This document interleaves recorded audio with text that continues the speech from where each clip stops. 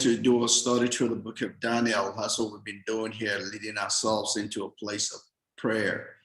And today we'll go into verse 23 of Daniel chapter 2.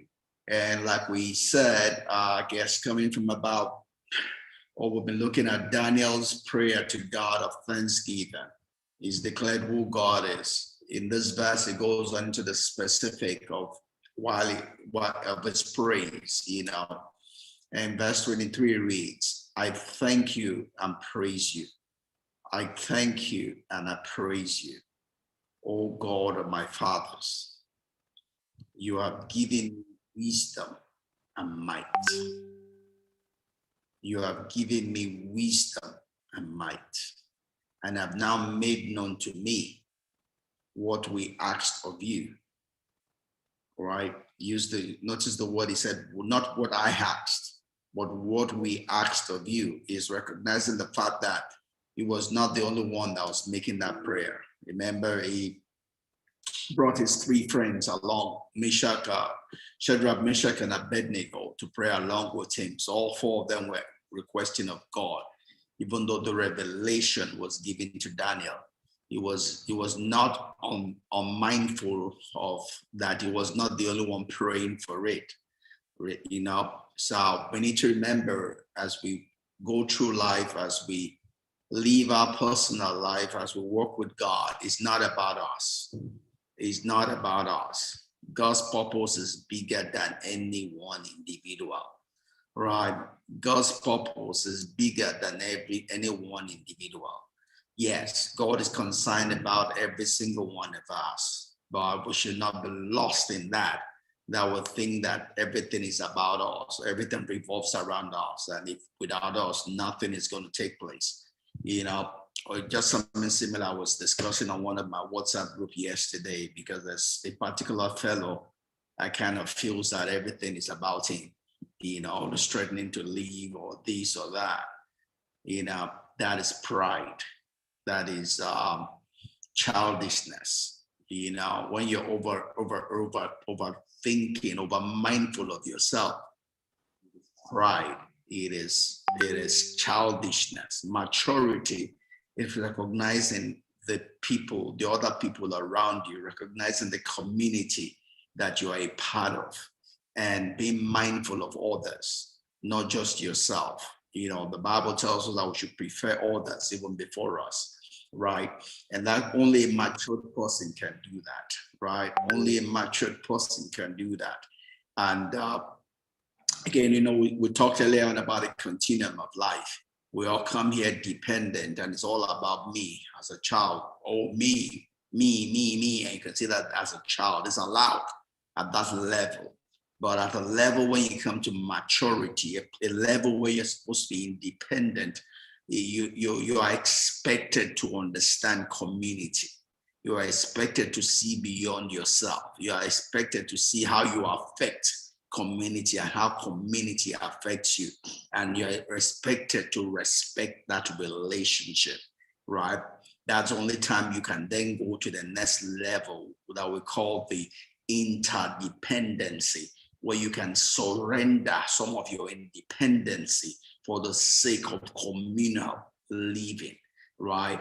And one of those communal living is a place of marriage, right? If you are not independent, you cannot go into marriage, because marriage requires two independent people who come in and submit part of their liberty so that they can work together as a common unity, right? But in today's world, we have a lot of babies going into marriage. That's why you have a lot of divorce, right, that take place. Just reading today about another person from Nollywood, divorcing. That's because you have babies that go into marriage. Marriage is not for babies. Marriage is not for children. Marriage is not for people that are still very dependent, that are all about themselves. Marriage is about people who have matured, who have grown to be independent enough to sacrifice part of their independency for a communal living, to be able to live with someone else in a marriage relationship, in a partnership, right? Let's pray. All right. I mean, I'll just share in verse 23 of Daniel chapter 2 in the morning. And, I read to that point where Daniel was kind of giving thanks and praise to God for answering their prayer. And we got to that point where he said, you have given me wisdom and might, and have now made known to me what we asked of you. He did acknowledge that it was given to him, but he knew that it did not come because of him, and it was not the only one requesting of God. And that's important. I was trying to emphasize on the importance of community, importance of seeing beyond ourselves, knowing that life is not about us. Life is about beyond us, about God. And God is concerned about all his children, not just one, right? Life is always a balance. It's anything in the adverbs, in the extremes, whether low or high, good or evil, is not of God. God dwells in the balance, right? Is that place where you have a good sense of self, enough to respect, trust, believe, and be confident in yourself, but it's also not to be lost in yourself and think that you are the only one that exists in this life, and you want to lord it over everybody, and it has to always be it has to always be about you. Then you miss life. Life is about being independent, but then submitting part of that independence for the common good, for a higher goal, right?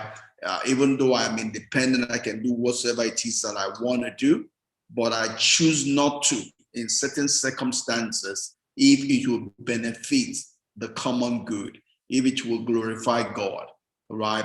It's that same place where Paul began to say that all things are lawful, all things, but not all things are expedient, right? I might be able to do all things, but not all things build up, not all things glorify God.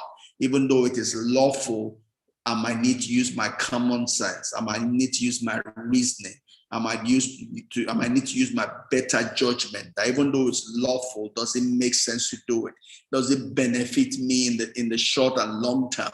Does it glorify God? Does it build people, or does it bring them down?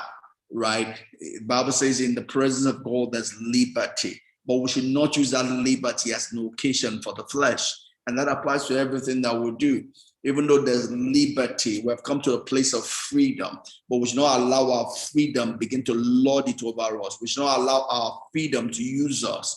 Rather, we're supposed to use our liberty. We're supposed to use our freedom to the glory of God and for blessing people, right? So it's very easy to miss it and get carried away by some of these things. And people use them as excuse to do evil, right? In God, it's the balance.